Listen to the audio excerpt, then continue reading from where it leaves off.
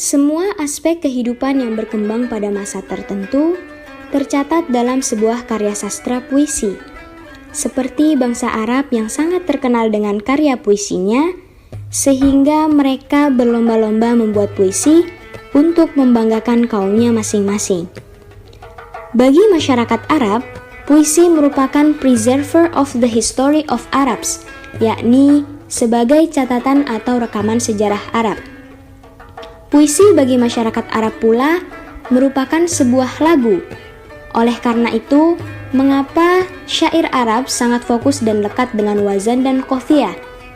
Karena puisi memang diciptakan untuk dinikmati orang lain dan agar dapat mempengaruhi emosi orang lain, yang disebut dengan communal nature of poetry. Maka dari itu, kita akan membahas unsur-unsur dari syair pada masa jahiliyah.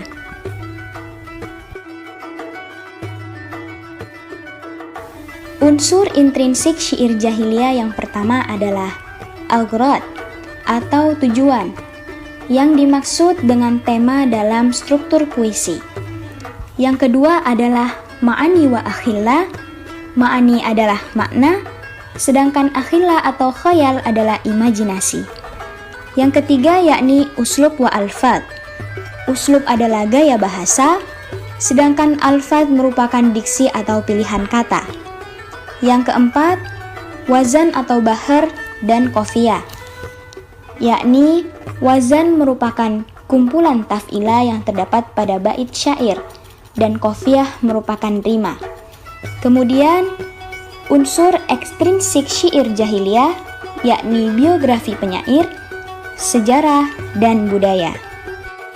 Kemudian tema atau gagasan syair jahiliyah yakni tashbih atau ghazal tentang kecantikan wanita dan kekasih. Hamasah atau fakhr tentang kebanggaan suatu kaum atas kelebihan yang dimiliki. Madah digunakan untuk memuji sifat seseorang. Rotsa digunakan untuk mengingat jasa seseorang yang sudah meninggal. Iktidar digunakan untuk menunjukkan udzur. Kemudian hija digunakan untuk mencaci dan mengejek seorang musuh dengan menyebutkan keburukannya. Wasfun digunakan untuk menggambarkan suatu kejadian atau hal-hal yang menarik. Syakawi tentang rasa lapar dan rasa sakit para penyair terhadap sesuatu yang telah berlalu. Hamasah tentang kebanggaan terhadap para pahlawan atas kejadian peperangan. Dan yang terakhir adalah hikmah tentang pengalaman hidup dan pandangan terhadap seseorang. Tokoh-tokoh penyair yang masyhur pada masa jahiliyah.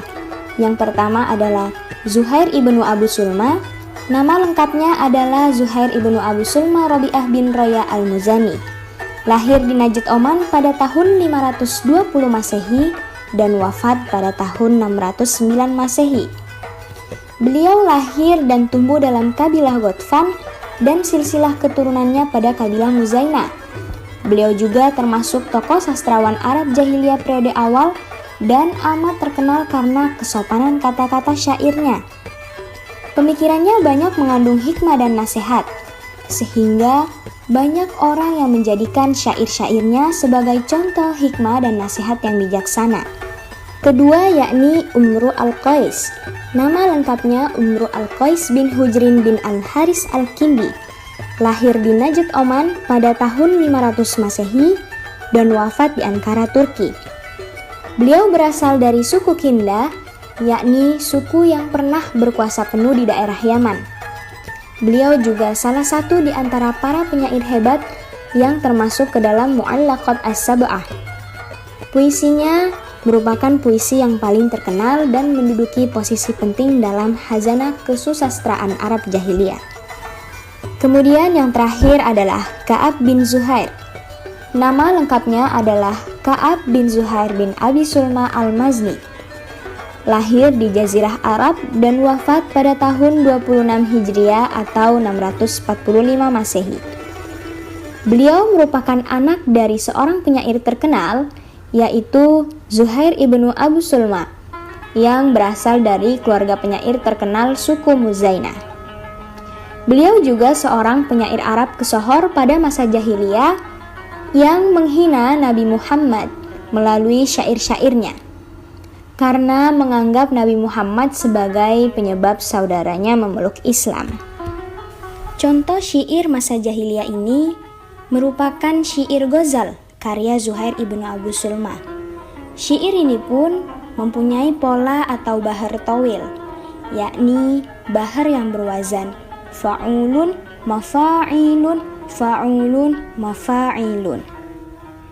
Karena syair ini bertema Ghazal, sudah jelas isi dari syair ini menceritakan seorang perempuan. Syair ini menceritakan tentang seorang perempuan yang bernama Ummu Aufa atau yang bernama asli Laila. Zuhair menjadikan Ummu Aufa sebagai muqaddimah syair Ghazalnya, yakni di mana Ummu Aufa sendiri merupakan mantan istrinya Zuhair yang diceraikan karena anak-anaknya meninggal pada saat masih kecil.